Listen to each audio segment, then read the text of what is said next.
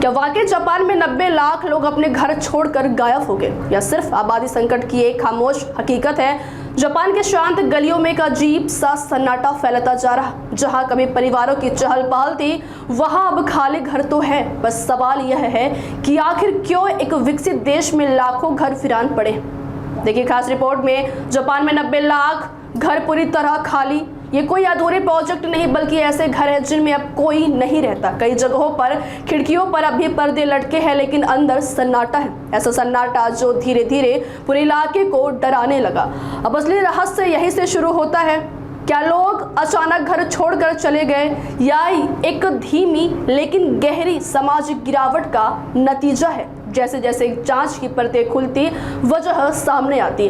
Japan में आबादी तेजी से बूढ़ी हो रही है और जन्म दर लगातार गिर रही। युवा पीढ़ी गांव छोड़कर टोक्यो जैसे बड़े शहरों की ओर पलायन कर रही है, जिससे ग्रामीण घर लगातार खाली होते जा रहे हैं। लेकिन कहानी यही खत्म नहीं होती। सरकारी टैक्स नियम भी इस संकट को और गहरा कर रहे। अगर घर गिरा दिया जाए तो टैक्स बढ़ सकता है, इसलिए लोग टूटे फूटे घरों को भी वैसे ही छोड़ देते हैं। दूसरी तरफ पुराने घरों को गिराने का खर्च इतना ज्यादा है कि कई लोग उसे वहन ही नहीं कर पाते। और सबसे चौंकाने वाली बात, विरासत विवाद।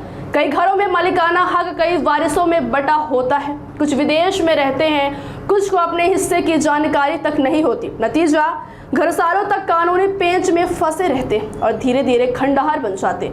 अब असली सस्पेंस यही से आता है, जब ये घर सालों तक खाली पड़े रहते हैं तो वे धीरे धीरे खतरनाक ढांचे बन जाते हैं। छतें टूटने लगती, दीवारें कमजोर हो जाती, जिससे पूरा इलाका एक डरावने सन्नाटे में बदल जाता है। अब सवाल यह है, क्या यह सिर्फ जापान का हाउसिंग क्राइसिस है, या पूरी दुनिया के लिए एक चेतावनी? और क्या कभी ये अकिया फिर से आबाद हो पाएंगे, या फिर सिर्फ इतिहास के खामोश पन्नों में दर्ज रह जाएंगे?